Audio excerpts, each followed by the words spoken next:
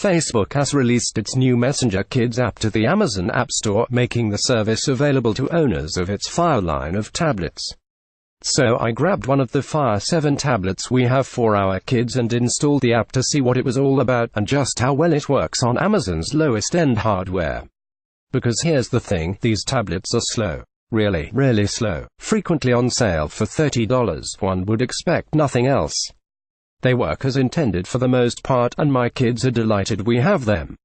But apps can take ages to launch, animations are jerky, and scrolling through anything is a great way to drive yourself insane. But I can report that the Messenger Kids app runs acceptably on a Fire 7.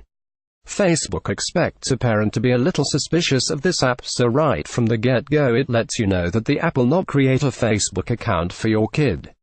The service runs under the auspices of the parent's account, but the child never has access to do anything with that account. Setup is therefore very straightforward. The parent logs into their own account and pops in the kid's name. From there on, the child can take their photo or have it taken by the parent, choose a theme color, and dive in. Right off the bat, the authorizing parent is in the child's contact list, and that's all. Others can be added from this first screen under Ask to add a contact, and the kid can't add someone without the parent approving of it first, thank goodness.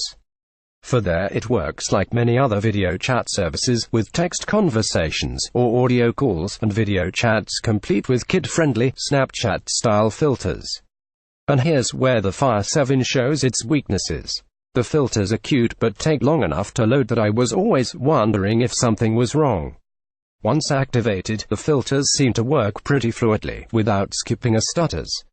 But it helps to have incredibly long arms, which I most certainly do not, because Fire 7's front-facing camera forces a relatively tight shot on one's face, and the overlays don't seem to detect your face unless it's at a distance that's difficult to achieve while holding the tablet. I eventually had to just stand the device up on my desk to play with the filters. Here's one where a pigeon poops on your picnic.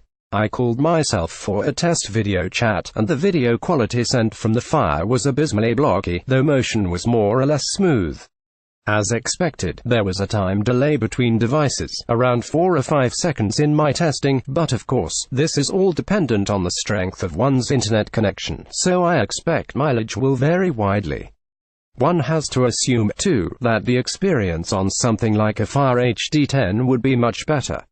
Now, as a parent of young kids, I'm glad my children have no interaction with Facebook and its seemingly unquenchable thirst for our attention.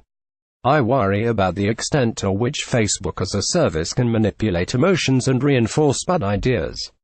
Facebook itself has even admitted to having the potential to put us in bad moods and even turn people against each other. And my kids are already quite adept at turning against me, thank you very much.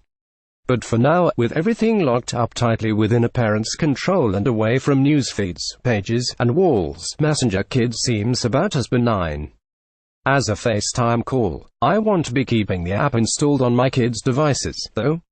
As safe as the app itself seems to be, I'm in no hurry for my kids to become accustomed to Facebook any sooner than they have to be, if ever.